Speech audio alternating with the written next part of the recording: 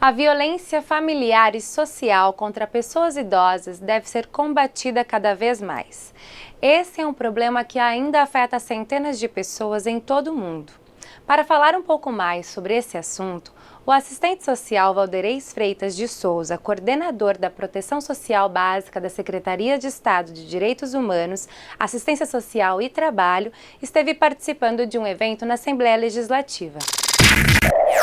Acho que as formalidades já foram feitas e agora a gente fala para o público que aqui se faz presente, e a gente se sente mais à vontade para a gente fazer um bate-papo. E aí sai dessa premissa de palestra, uma pessoa palestrando e os demais ouvindo, e, de repente, a gente não tem a dimensão da importância, muitas vezes, do que a gente fala e para quem a gente fala e como isso vai ser absorvido para que a gente possa, daqui, propagar nos espaços dos quais nós fazemos parte. Me foi incumbido de falar da violência no âmbito familiar e social.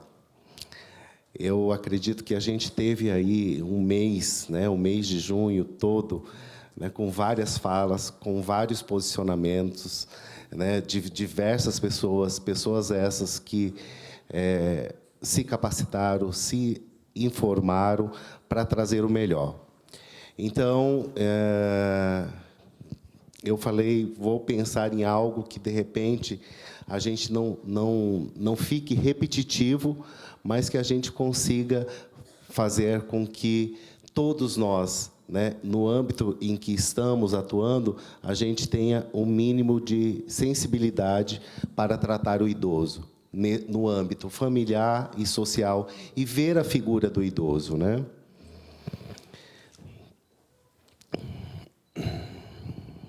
Caminhos da vida. Dizer sim à vida, apesar da idade, aprendendo a viver uma nova etapa, como fazer emergir meu eu como um ser idoso, cidadão social. As estimativas de envelhecimento, segundo a Organização Mundial da Saúde, até 2025, o Brasil será o 6º país do mundo com o maior número de pessoas idosas. Nos últimos 40 anos, o número de brasileiros idosos quintuplicou, passando de 3 milhões em 1960 para 14 milhões em 2002. Isso é um dado já lá atrás. Hoje, se a gente for fazer isso aí, também já cresceu bastante. Segundo a estimativa do IBGE, em 2020, este número poderá chegar a 32 milhões. Diante disso, o que nós devemos pensar? São novos papéis, não sei se tenho condições de assumir. Então, a gente se coloca nessa posição. E aí, quando a gente está falando para o idoso, a gente tem que falar para ele, a gente tem que falar na linguagem dele, e a gente tem que saber para quem a gente está falando e como tem que ser essa fala. Então, não adianta eu vir aqui e falar uma palavra difícil se eu estou falando para o idoso e ele não vai entender. Ele vai sair daqui falando, eu não entendi nada do que o Valderez, ou qualquer pessoa que vier aqui falar, falou.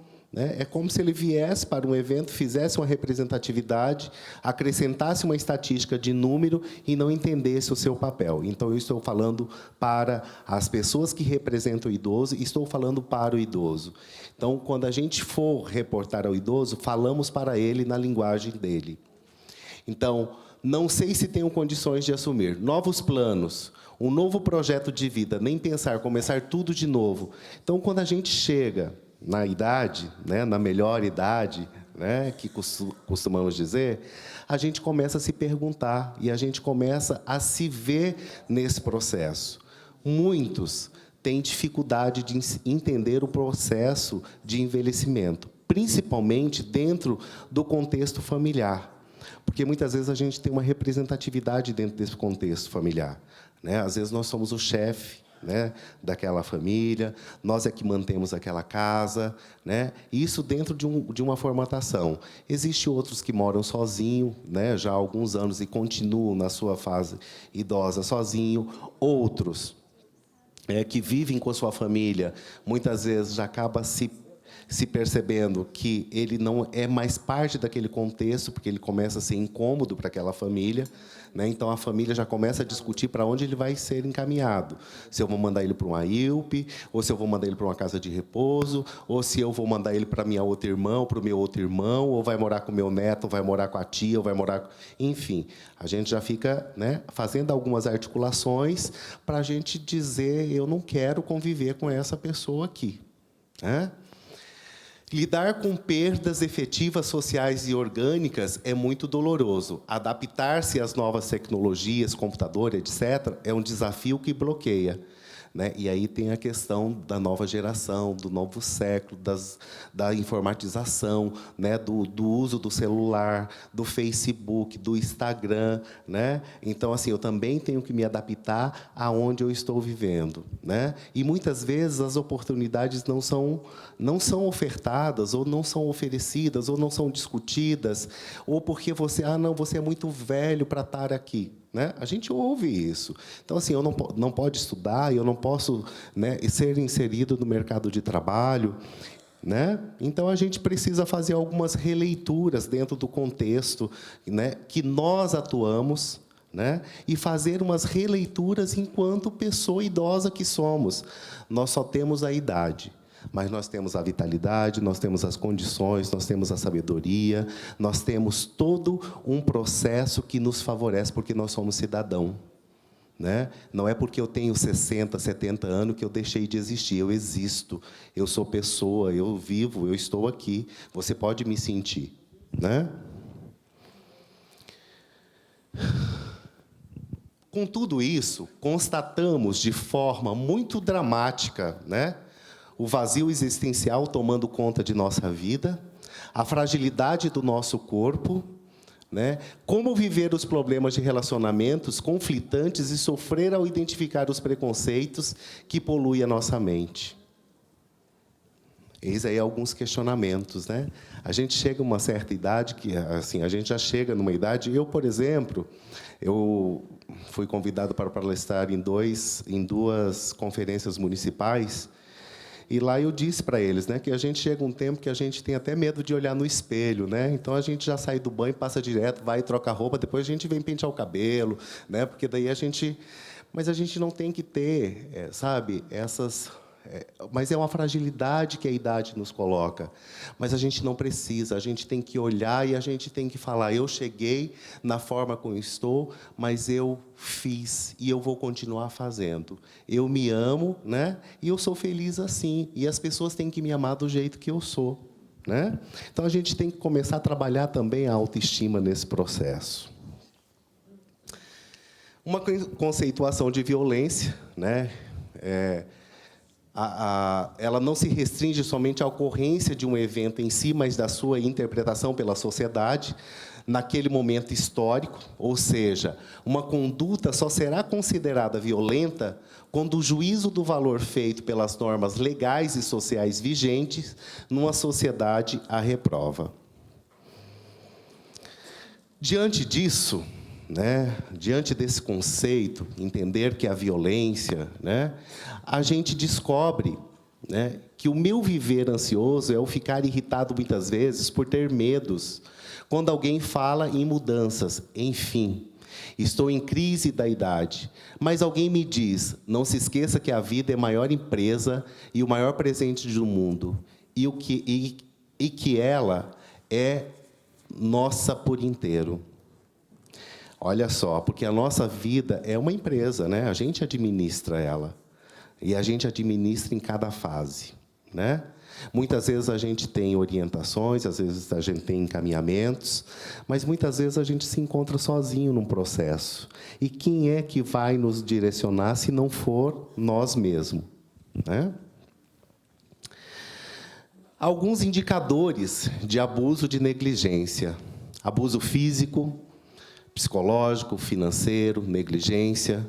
Aqui eu não vou eu só estou classificando aqui para a gente entender o processo, né? Porque isso vocês já sabem, né? Vocês sabem como é que isso funciona, como é que isso se dá, quais são esses tipos de violência, como essas violências são classificadas, né? Então, e a gente tem que ter esse cuidado, porque essa violência ela começa, né, dentro da própria família, dentro do contexto familiar, né? E aí ela vai se a violência, ela é cíclica, né? Se você vem de um ciclo de violência, você vai reproduzir violência. Se você não tem as orientações devidas, se você não tem posicionamento, você vai continuar vítima de um processo.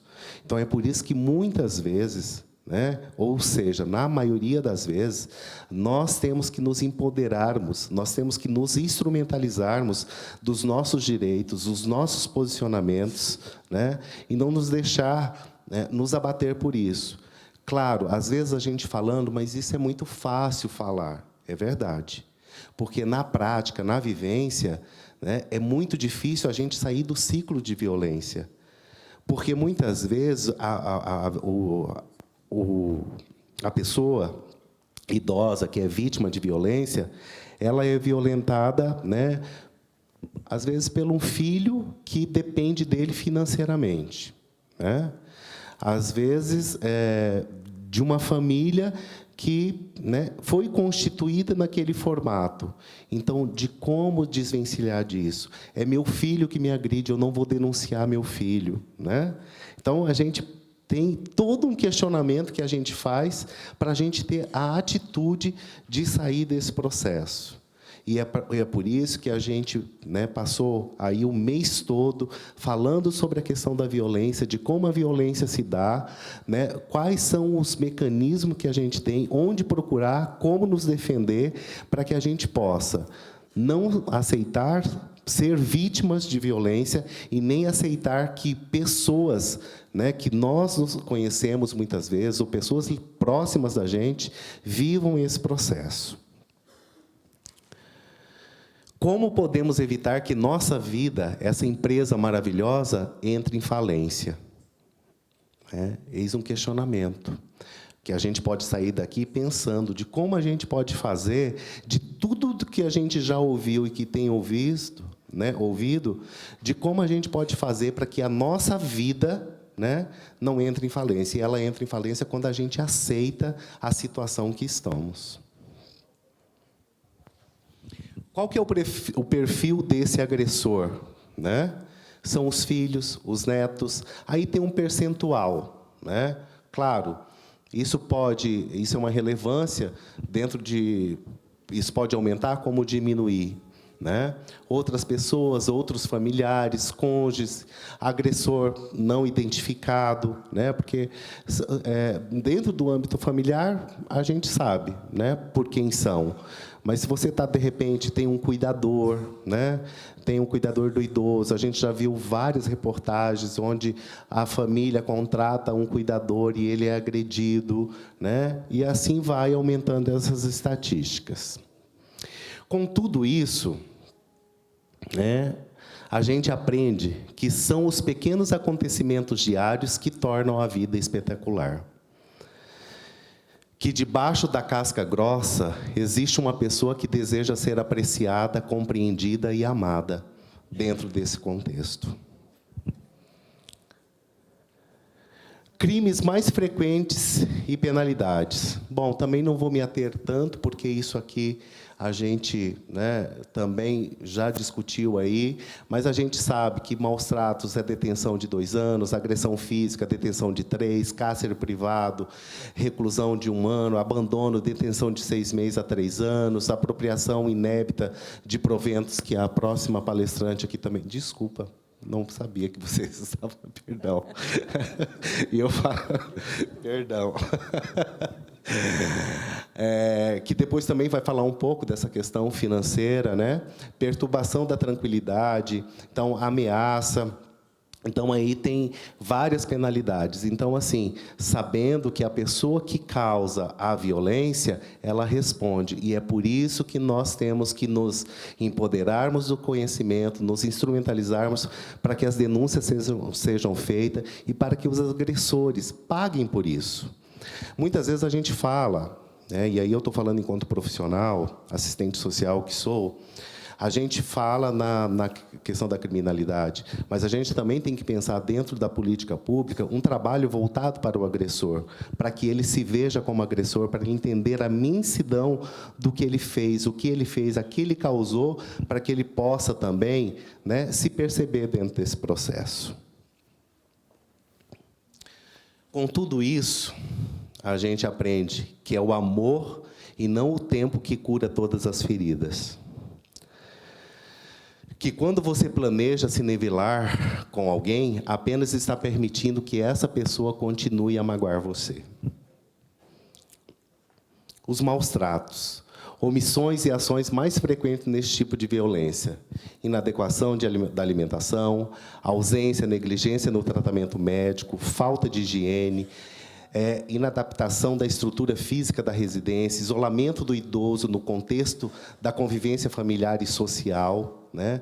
Tratamento dispensado do relacionamento com o idoso, pressão psicológica, falta de atenção e afeto, que é o que acontece na maioria, né? Porque a agressão não é só agressão, como a gente colocou lá atrás, não é só você agredir a pessoa, dar um tapa, né, ou um soco nela, mas existem outros tipos, né?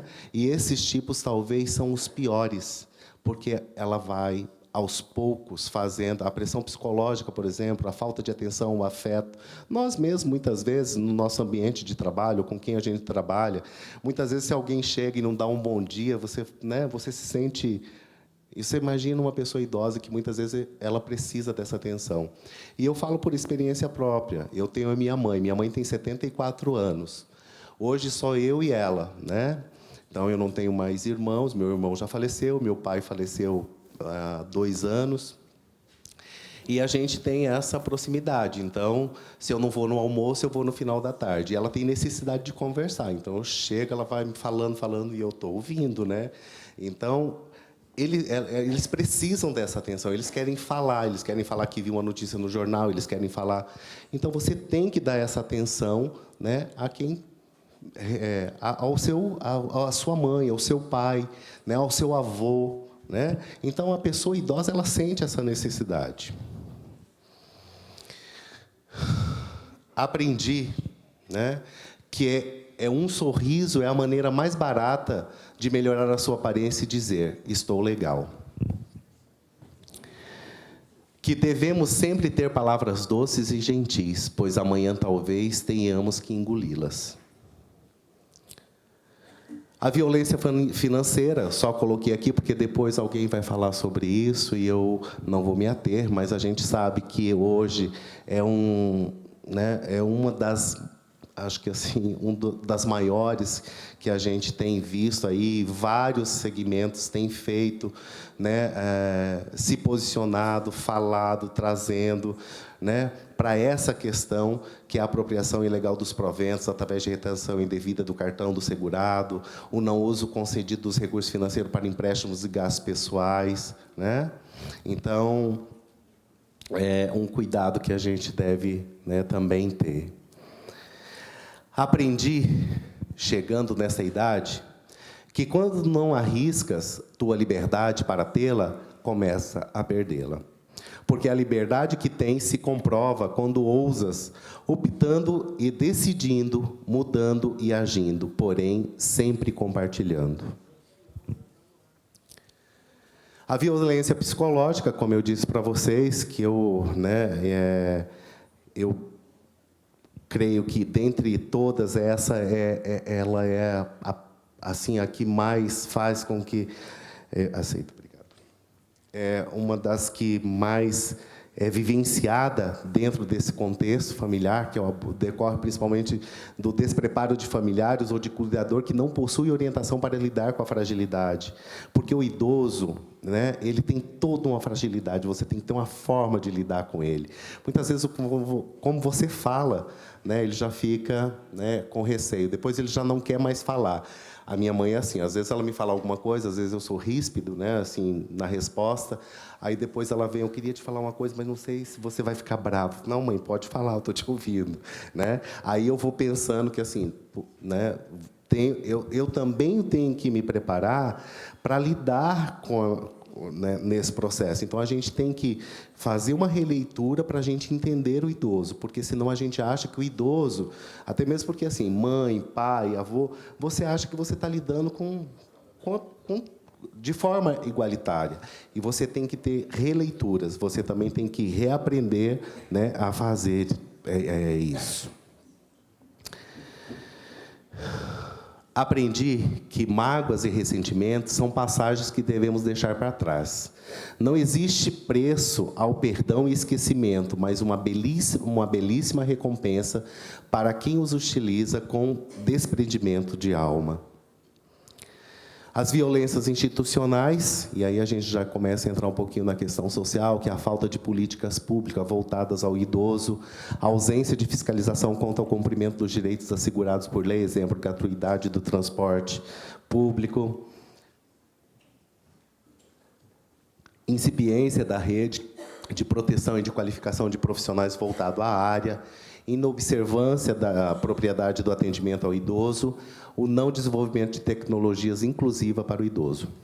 Então, tudo isso a gente já tem discutido, eu acredito que a gente já tem tido alguns avanços, mas a gente não pode deixar de continuar batendo na tecla, a gente não pode continuar pedindo, né, e contando com todos os envolvidos. Né? E aqui fazer um agradecimento especial à Frente Parlamentar, na pessoa do deputado Renato, que, né, com a sua equipe, e aí o Messias, que tem conduzido aí um trabalho com toda a frente, né, um trabalho de exemplo, né, que isso que vivemos aqui no estado de Mato Grosso do Sul, de repente, possa servir de exemplo a outros estados, né, para que a gente possa aí ter um movimento bem maior e a gente consiga discutir políticas públicas voltadas ao idoso, mas com efetividade e com eficácia.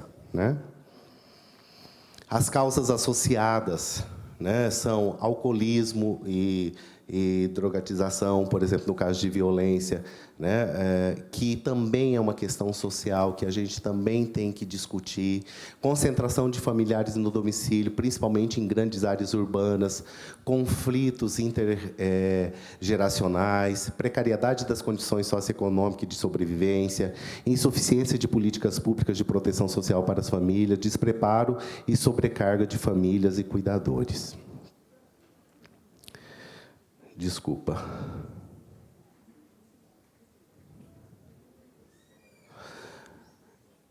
Aprendi, no caminho da vida, a paradoxal lição da experiência. Sempre ganhamos o que deixas e perdes o que retens. Portanto, ama com liberdade, que saber que é livre e ser amado sempre volta. Bom, na minha idade, né, aprendo a participar de um grupo e sugerir ideias. Qual é o seu papel, como intervir, o que quero saber, o que devo aprender para participar. E aí a gente fala já no contexto social, porque quando a gente chega nessa idade, a gente fica se perguntando, né, o que eu vou fazer, o que eu posso fazer, onde participar, como participar, e qual que será meu papel. O papel dos atores sociais, das instituições sociais, está dentro dos conselhos, gestores públicos e profissionais de saúde, família, poder judiciário, promotoria do idoso. As políticas sociais públicas do idoso. Com essa experiência, aprendemos, então, discutir ideias, como fazer, reconhecer e assumir responsabilidade na sociedade. Devo estar atento, aprendendo, estudando. O Estatuto do Idoso é o que rege e é o que a gente tem que ter, né, e conhecer, saber como usá-lo, né, quais são os nossos papéis. Ninguém vai querer fracassar ou perder. Aprendi que esse conjunto de combinações nascida de grupo que visam beneficiar a todos os indivíduos de uma comunidade, reafirmando a sua autonomia, inserção social e sentimento de inclusão. São chamadas de política pública, é que eu sou um cidadão que decido também sobre elas. Não é porque a gente deixou, né, muitas vezes, do exercício profissional, aposentamos, ou eu estou nessa idade, eu não quero. Não, aí é que a gente ainda tem que fazer parte desse processo, porque a gente começa a lidar com a outra etapa, né? Ações buscam autoestima, dizer sim à vida, direitos humanos, criatividade, autonomia, saúde, lazer, cultura. Eu sou parte da comunidade, portanto, que é o resultado, né, que é o melhor. Sou um cidadão, sou um idoso cidadão ou um cidadão idoso? Qual é mesmo o meu papel? Será que eu quero assumir? Estou entendendo a minha contribuição para ajudar a formatar as políticas públicas que irão melhorar as minhas condições de vida? Né? Os que estão aqui, acredito que sim, mas os que não estão aqui, nós podemos sensibilizá-los. Né? A sensibilidade é não só a pessoa idosa, mas toda a população tem que ter uma sensibilização para que a gente possa envolver todos no processo.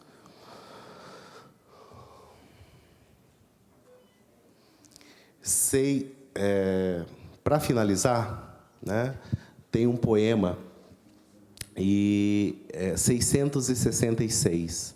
A vida é uns deveres que nos trouxemos para fazer em casa. Quando se vê, já são 6 horas e não há mais tempo. Quando se vê, já é sexta-feira, passou a semana. Quando se vê, já é Natal e o ano se foi. Quando se vê, passaram 60 anos. Obrigado.